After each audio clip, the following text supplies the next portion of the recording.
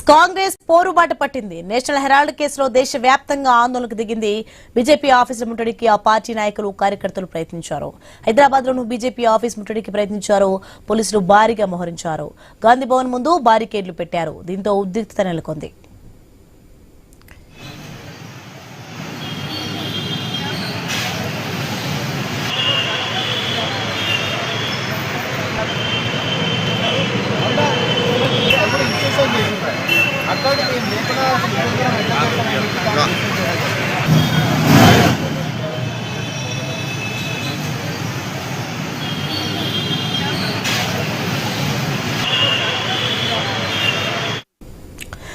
Breaking news. Congress పోరుబాట పట్టింది. National Herald కేసులో దేశవ్యాప్తంగా ఆందోళనకు దిగింది. బీజేపీ ఆఫీసుల ముట్టడికి ఆ పార్టీ నాయకులు కార్యకర్తలు ప్రయత్నించారు. హైదరాబాద్ లోనూ బీజేపీ ఆఫీస్ ముట్టడికి ప్రయత్నించారు. పోలీసులు భారీగా మోహరించి గాంధీ భవన్ ముందు బారికేడ్లు పెట్టారు. దీంతో ఉద్రిక్తత నెలకొంది.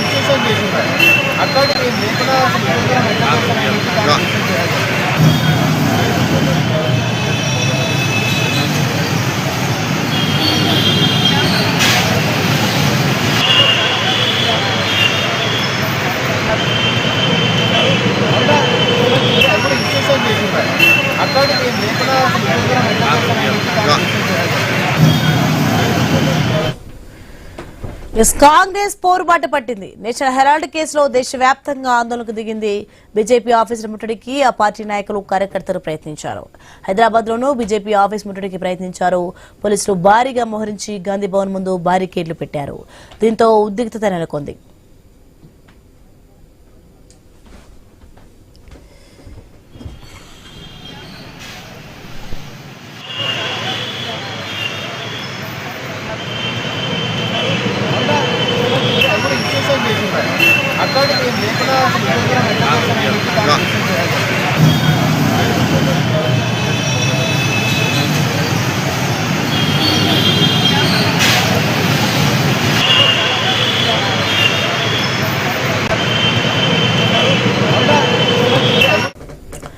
రైట్, ఇదే అంశానికి సంబంధించి మరింత సమాచారం మా ప్రతినిధి ప్రవీణ్ లైవ్ లో అందిస్తారు. ప్రవీణ్, కాంగ్రెస్ పోరుబాట పట్టింది. నేషనల్ హెరాల్డ్ కేసులో అయితే దేశవ్యాప్తంగా ఆందోళనకు దిగినట్లుగా చూస్తున్నాం. ఇక బీజేపీ ఆఫీసుల ముట్టడికి అయితే ఆ పార్టీ నాయకులు కార్యకర్తలు ప్రయత్నించారు. ఏంటి దీనికి సంబంధించిన డీటెయిల్స్ ఏంటి? ప్రస్తుతం అక్కడ ఏం జరుగుతుంది ఏంటి?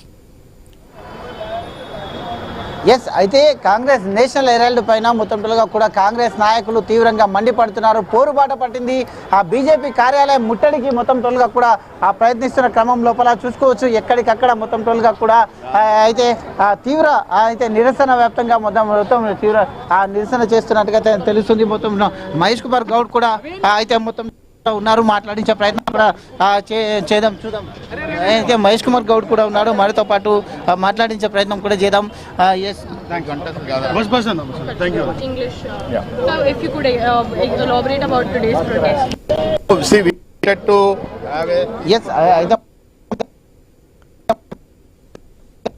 అయితే నేషనల్ హెరాల్డ్ కేసు పైన కూడా అయితే బీజేపీ వెళ్తున్నటువంటి కార్యక్రమం అసలు ఎక్కడికక్కడ అడ్డుకోవడం జరిగింది. అడ్డుకున్న తర్వాత అయితే ఈ నేషనల్ హెరాల్డ్ పైన కూడా బీజేపీ అయితే కార్యాలయాలను ముట్టడానికి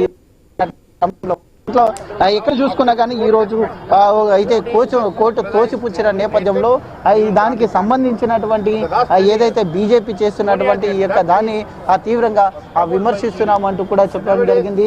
అయితే ఈ యొక్క పిలుపు మేరకు కాంగ్రెస్ పిలుపు మేరకే మొత్తం తొలగా కూడా ఇక్కడ బీజేపీ కార్యాలయాన్ని ముట్టడించడానికి వెళ్తున్నటువంటి వందలాది మంది కార్యకర్తలని అయితే పోలీసులు ఎక్కడికక్కడ అడ్డుకోవడం జరిగింది. అడ్డుకున్న తర్వాత ఇక నుండి ఎవరిని కూడా బయటికి వెళ్ళనీయకుండా కూడా మొత్తం టోల్గా వీళ్ళని అయితే ఇక్కడనే అదుపు చేసినటువంటి చెప్పండి సార్, ఏ విధంగా చూడొచ్చు? ఇది రాజకీయ కక్షతో పెట్టినటువంటి కేసు అని మేము కాదు, కోర్టే స్పష్టం చేసింది. ఇలా కోర్టు తీర్పిచ్చింది కాబట్టి ఇది ఒక చెంపపెట్టు లాంటిది మోడీ గారికి. తక్షణమే గాంధీ కుటుంబానికి మోడీ గారు క్షమాపణ చెప్పాలి. రాజకీయ కక్షతో పెట్టినటువంటి కేసు ఇది, పసలేని కేసు ఇది, దమ్ములేని వ్యాఖ్యానించిన ధర్మిల కోర్టు తీర్పు మోడీ గారికి చెంపపెట్టు లాంటిది. దేశ ప్రజలకు కూడా క్షమాపణ చెప్పాలి, గాంధీ కుటుంబం క్షమాపణ చెప్పాలి. ఒకటే కాదు, ఇంకా సుబ్రహ్మణ్య స్వామి పెట్టినటువంటి కేసులు ఇంకా చాలా ఉన్నాయంటే కూడా బీజేపీ ఇన్ని కూడా సుబ్రహ్మణ్య స్వామితో బీజేపీ ఆడిస్తున్నటువంటి డ్రామాలో భాగం. నేషనల్ హెరాల్డ్ అనేది ఒక ప్రతిష్టాత్మక పేపర్, నెహ్రూ గారు పెట్టిన పేపర్. ఇలా నెహ్రూ గారిని, గాంధీ గారిని మరిపించే ప్రయత్నం చేస్తూ ఉన్నారు, చరిత్రను తిరగరాసే ప్రయత్నం చేస్తూ ఉన్నారు, రాజ్యాంగాన్ని మార్చుకునే ప్రయత్నం చేస్తూ ఉన్నారు. ఇవన్నీ కూడా మోడీ యొక్క ఫ్యాసిస్ట్ విధానాలకు నిదర్శనం. అందుకే దేశ ప్రజలు తెలుసుకోవాల్సింది మోడీ యొక్క రేపు చమరగీతం పాల్సిన అవసరం. నేషనల్ హెరాల్డ్ పైన మొత్తం టోల్గా కూడా రాహుల్ గాంధీకి, సోనియా గాంధీకి 38% ఉందంటూ కూడా వాళ్ళు నెహ్రూ గారు స్థాపించిన పేపరు ఏది ఉన్నా బాజాప్తా ఉన్నది, దీనిలో డొల్లతనం లేదు. కాబట్టి ఈ కేసులన్నీ కూడా దొంగ కేసులుగా కోర్టే వర్ణించింది కాబట్టి తక్షణమే దీని మీద చర్యలు తీసుకోవాలి.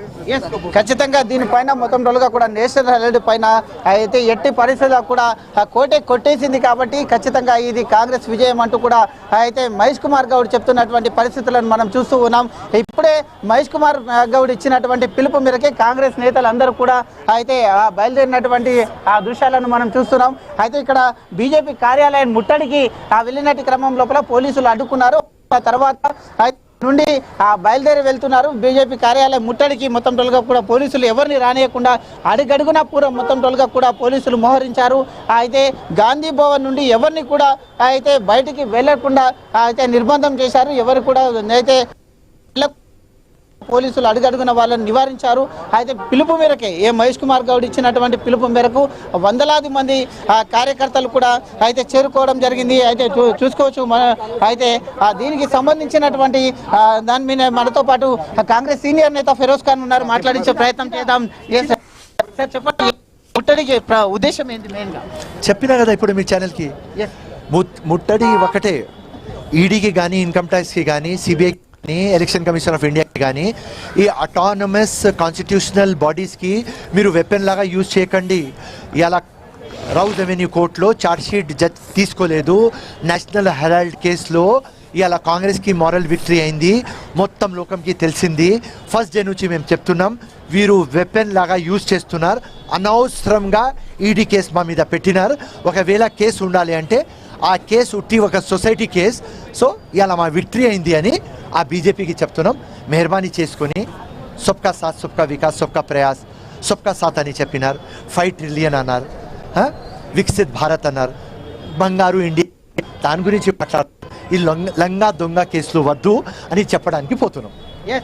చూసుకోవచ్చు. మొత్తం రోజుగా కూడా ఫిరోజ్ ఖాన్ కూడా చెప్తున్నటువంటి ఈ కేసుల పైన మేము భయపడేది లేదు, మొత్తం రోజుగా కూడా అభివృద్ధి పరంగా అభివృద్ధి పైన మాట్లాడడానికి రండి అంటూ కూడా బీజేపీ కార్యాలయానికి ముట్టడికి వెళ్తున్నాము, ఇలాంటి కేసులకు భయపడేది లేదంటూ చెప్తున్నటువంటి అయితే దృశ్యాలను మనం చూసుకోవచ్చు. మొత్తం టోల్గా కూడా అయితే ఈ యొక్క నేషనల్ హెరాల్డ్ కేసులకు సంబంధించినటువంటి అయితే ఆ యొక్క ప్రైవేట్ వ్యక్తి ఎవరైతే ఉన్నారో ఇదంతా బీజేపీ వాళ్ళు ఆడుతున్నటువంటి నాటకం అంటూ కూడా చెప్తున్నటువంటి దృశ్యాలను మనం చూస్తూ ఉన్నాం.